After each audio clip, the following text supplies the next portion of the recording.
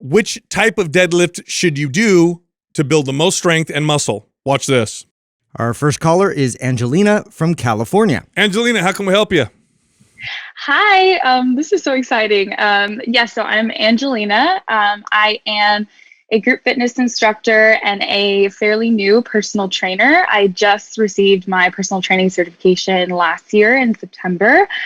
And as you guys know, these certifications don't really do anything for you besides give you this label that allows you to practice. And honestly, the real learning comes after the fact, right? And honestly, I've had the most experience through teaching and experience with my clients and watching videos about correct form, following the right people. And honestly, Mind Pump has taught me a lot. I'm really grateful for you guys and I really value your expertise. And it's been really awesome because I'm a full-time student and trying to work and trying to grow my business, and to listen to you guys on my commutes and to listen to you guys during my workouts. It's been really helpful and I feel like I'm learning constantly. So thank you. That was my long way of saying thank you. Awesome, thank you. Nice. But basically, so I just quit my commercial gym jobs and I am working at a private gym. I'm trying to hone in on my personal training. And as a personal trainer, I really care about teaching my clients proper function and that mind to muscle connection. I really love to focus on that. And one of the movements I have been really struggling with myself and with teaching is deadlifts. And honestly, I feel like there's so much conflicting information out there about deadlifts and the different types.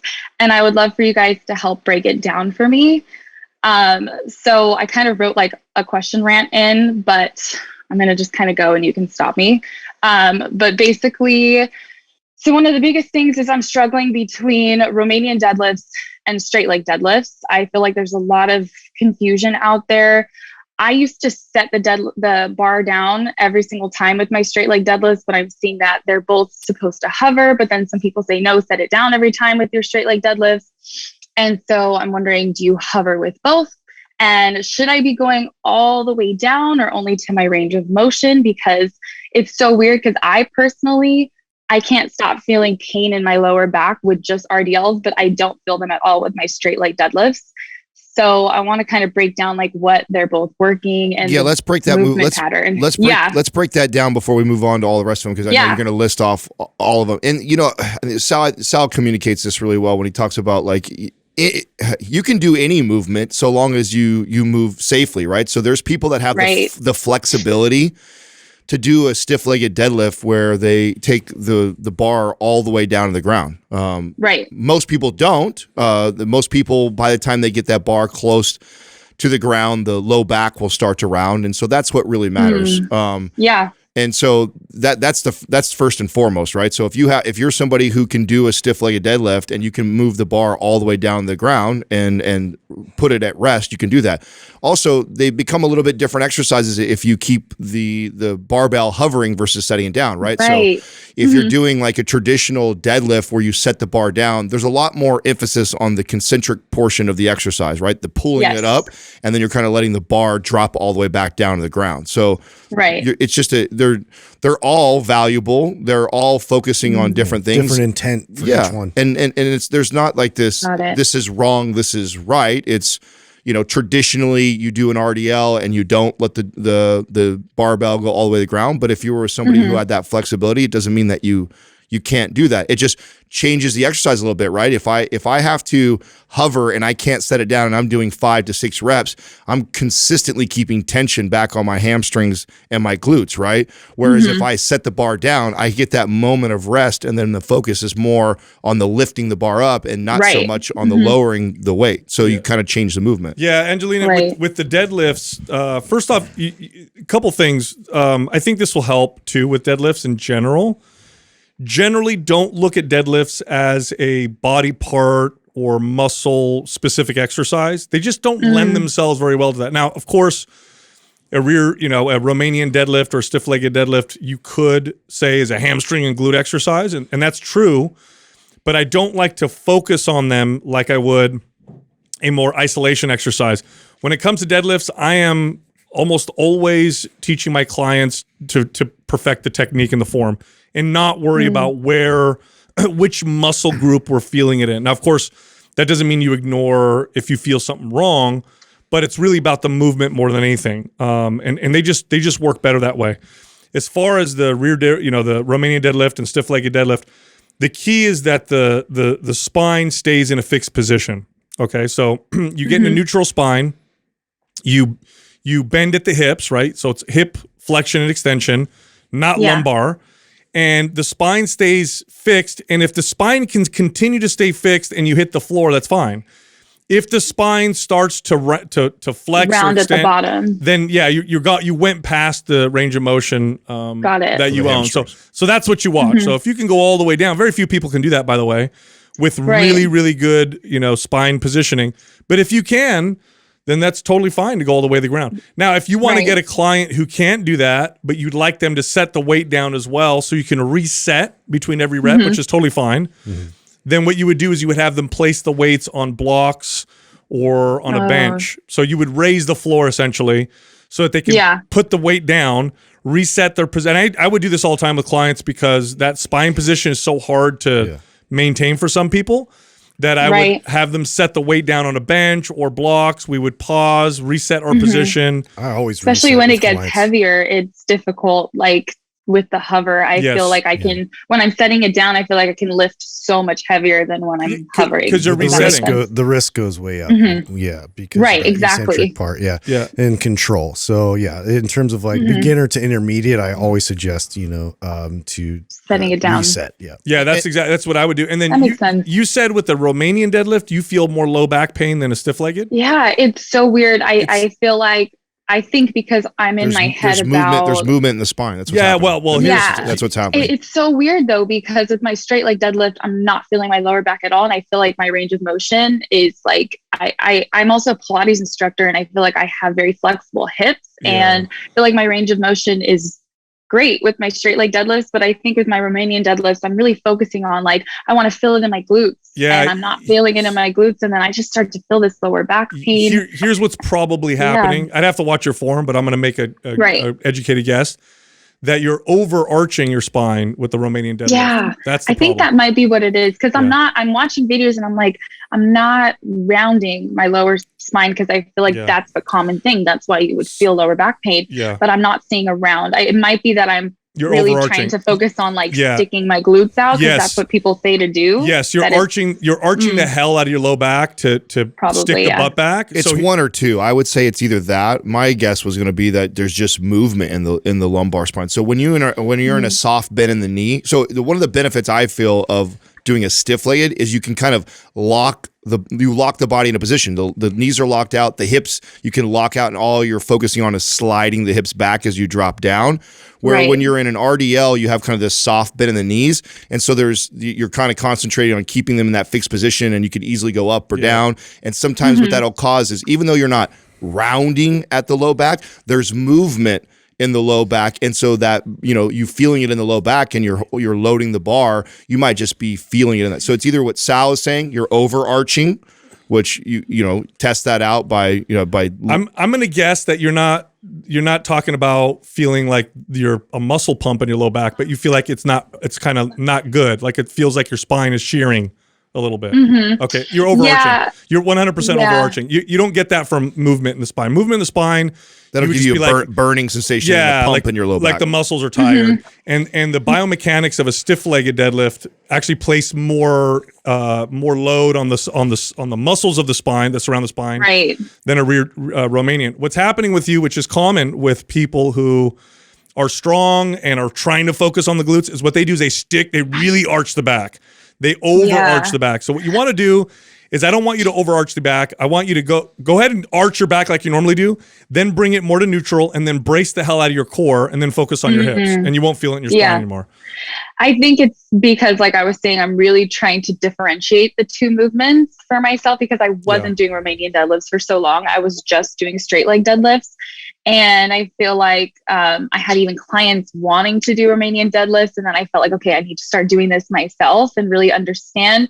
And all of a sudden I had to just drop the weight so much lower because it was hurting to like do that hover. And like I was saying. Brace your core really hard when you do it. That'll offset the arch in your low back. That'll help fix that. And then as far as the other deadlifts are concerned, because I see your question. You're talking about sumo versus conventional. Two different exercises is how I would. I know they're both called deadlifts. Right. But, and yes, you could do one and not the other, but that doesn't mean that they're totally replace each other. I would consider them just different exercises. They're both hip dominant, obviously posterior chain, conventional, you're going to get more back, and sumo, you'll get They're all more different, hips. but I never program any pair of them in the same workout. No, right? too much, right? Good point. So Yeah. they are very different, and there's different focuses on it. But I would never do like a Romanian deadlift and then also a sumo deadlift in the same workout. It's like I would just, and I personally, like when I coach clients, I like to do a block of training, meaning a few weeks focusing on one of those. Like, so we're gonna do RDLs the next 4 times when we get to what I normally would do deadlifting it, and then after we've done it RDLs for a while, it's like, okay, let's transition into and teach sumos. Now I'm gonna do sumos for a month of training your deadlifts, and so utilize all of them because I think they all have tremendous value. And then maybe the only time I would put more focus on one or the other if there's very specific things that the person's working on. Like what I love about a sumo deadlift, I think it's a great butt builder because you are in more of a seated position like a squat. You get more glute activation, and then because the knees are opened up, you get focus on the glute med. Yeah, I wanted to ask about that because I feel like there's confusing information about if a sumo deadlift does really work your glutes, because some people, some professionals out there are saying like it's working the adductors more than it's working your glutes. And I feel it in my glutes, and I would think that, but then some professionals are out there like saying, no, don't use this on glute day. It's not actually working your glutes. So I wanted your guys' opinion. To me, all that's irrelevant.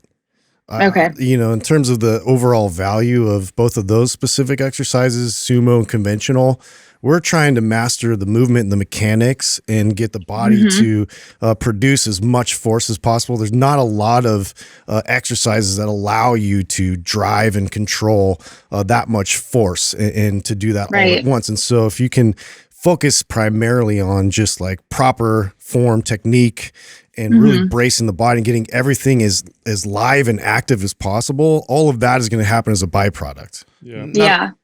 Not only that, but a lot of most people or most girls that I'm training that want to develop their butt can sumo deadlift more than they can conventional RDL stiff legged. So also squat. So it's one of the best ways to heavy load somebody it focused on the hip complex that they wouldn't be able to do. So they're not going to squat. They're probably not going to squat 225, but I could get a lot of girls to be able to sumo deadlift 225. Exactly. And that the benefits of that, to Justin's point, instead of like really focusing on a single muscle is incredible.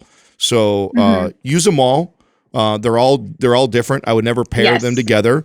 And unless I had a client who had a very specific reason why we're doing one, like obviously if someone's competing, we want to get good at one technique, and we're going to always do sumo, or we're always going to do conventional, whichever one they lean towards. But for the general population, just getting your clients strong, building muscle, shaping their butt, I'm going to use all the variations. Right. I think have been really in the headspace of programming for muscle groups, and through listening to your guys' podcast, I've learned the value in full body workouts, right? And programming in different ways. So I'm trying to sort of transition to that space. Even with myself. That's a good point. That's a good point, Angelina, because in a full body workout, I'm not thinking what muscle group does deadlifts work. Yeah. I start my workout with deadlifts because I'm going to work everything anyway, right? So but the body part specific workouts, it can get a little funny, and people are weird about where they would place a specific, very valuable exercise, and sometimes they avoid them completely just because of that. Do you have any of our programs right now? No, I don't. I am a fairly new listener. It's been about 2 months, and I'm definitely, I just started a cut for myself personally, and it's hard. What do you guys say? What would you say? Strong or anabolic is probably one of the best for considering we're talking about deadlifting. Which one has the most variations that we have, or both of them? I mean, power lift too would be good. Yeah. I mean, we don't do variations in that though. No, it's just really hyper focused. It's just hyper focused. But I love training for hypertrophy, and I love training my clients for hypertrophy. That's go aesthetic. Aesthetic with maybe like the butt builder bundles. That's what we have going on. We'll send you maps aesthetic. You've been working out for a while, right, Angelina? You got some pretty good experience. Yeah, let's go, Matt. We're going to send you maps aesthetic. Follow the program, and then what you'll learn some things from, or you'll pick some things up from it that I think you can apply to Can your you clients. throw her, Doug, the either the butt mod or the butt builder version of that, so she has all of that, since I'm assuming that's probably some of the questions are around that, and I think we have more variations of the deadlift with that bundle. What big box gym did you leave, by the way? Crunch cool. Fitness. Cool. And now what, you're in a small studio now? Now I'm in a small private gym called Rec Shop Training, and I'm super excited about it. What Crunch were you in? You're in California. I'm in California. I was teaching in Chino and Diamond Bar. Okay. I was teaching for about 2 years, and I just felt like I'm going to grad school. I'm graduating in June, and I need to pay my way through grad school. I need to start making more money than commercial gyms can offer me. And I felt like I'm a good instructor, so I need to move to a gym that's really going to value me, to be honest. As long as you can get clients, that's hard. That's the hard part about the private gyms. Yeah. I'm just getting like a little waiting list right now. And because it's private gyms, it's sort of different where you have to like pay, right, to teach there. And so I'm trying to gather a group of people so I know that I can really like start my business there. I was teaching out of my garage because I have a home gym, and I feel like now I want to transition to a more like professional space. Awesome. Obviously. Well, good luck. Good for you. I hope you crush it. And if you have any questions, send us an email. But we'll give you a MAPS aesthetic and the butt builder combo with that. Okay. Great. Thank you. I really appreciate it. No problem. Thank you for taking my question. And this is super cool. And have a great day, you guys. You got it. You too. Thank you. I know it was just the very end of that conversation, but it's such a common misbelief, right? That you leaving to go private, you're going to make so much money. I can count on one hand. You can make more money, but there's one big I can block count on one hand. Okay, I've trained. I was one of those guys. Hired, trained, developed, coached trainers most of my career. So hundreds have worked underneath me at one point, like over the course of 10 years. And I can count on one hand how many trainers left to go make more money. And even I would even that actually succeeded. Yeah, is what you're saying. Yeah, that made more than what they made working for me. Yes. Working in a big box gym where there's per hour they all made more money. Per hour you can go raise your rate and you get to collect all of it. But you go from training 7 people in a day to train 2. That's right. Yeah. And it's really, really tough to leave and go do that. It's just, I think especially a gym like Crunch 24, Lifetime Fitness. It's literally a sea of potential clients. And this is what people don't realize. Yeah. As a trainer, walking into a very busy big box gym where you're looking at any given moment 30 to 100 people who don't have a trainer. Like I used to do this with people all the time. Fish in a barrel. I used to do this with my trainers all the time. I'd walk the floor and I'd come back with 3 clients. And you in a private studio, you have to go outside of the studio. You have to go out to the grocery store, to the Starbucks, and you got to do marketing. And by the way, the ones that actually were able to go do that, like a Justin, were already crushing $80,000 to $100,000 a year as completely tapped out. Yeah, couldn't fit my exactly. schedule They were anymore. already maxing out. They were already getting paid top dollar inside. And to me, that's what the conversation I always had with these trainers was like, listen, I'm all for supporting you, building your own business, but let me just give you a little bit of advice. First, max yourself out in a place like this where people are giving you leads. Like you don't even realize how much value there is into a gym like a Crunch that's getting anywhere between 1,000 to 2,000 workouts every single day inside that commercial gym, and at all times there's 25 to 100 and something people on the floor, which are opportunities and leads for you. And then you go to a private gym where there's 10, 15 trainers working at. Everyone that's working out there are all with trainers, so there are no leads at that gym, and you have to go find that. It's just I don't think they think about that. If you're not the top selling trainer in your big box gym, and you don't have and you fear walking up to people, you're screwed. You got to be number one in that gym and not be afraid be of approaching people. driven. It's a lot more difficult, but like learning about your own business and how you're going to market yourself and how you're going to handle like all of the accounting and everything else. If you're ready for that, like it's a great transition. Yes. And you definitely can make an awesome career out of it, but it's definitely weeds a lot of people out. Well, and as far as the deadlift portion, which is really what you called for, this is another part of our space which annoys me. Like everybody wanting to, because she brings up how there's professionals in our space that say that, well, that doesn't work this, and that's more of this, and it's more. I get so annoyed by that stuff. So do I, because it's not that important. Like what you guys kept. You know who's saying that? It's all the biomechanic, non-coach, non-trainer specialists. Yeah. So they look at the biomechanics. All the nerds that don't go past 90 degrees. They're the same people that say the conventional deadlift isn't a back exercise or doesn't really work your Yeah, back. sumo deadlift doesn't develop the glutes at all. Dude, I'll tell you right now, that was one of the best secret weapons I ever figured out as a coach and trainer, was watching how much that did develop glutes, was incorporating that exercise. So yeah, stupid points that these influencers and professionals are trying to make just to get attention, is to make that debate.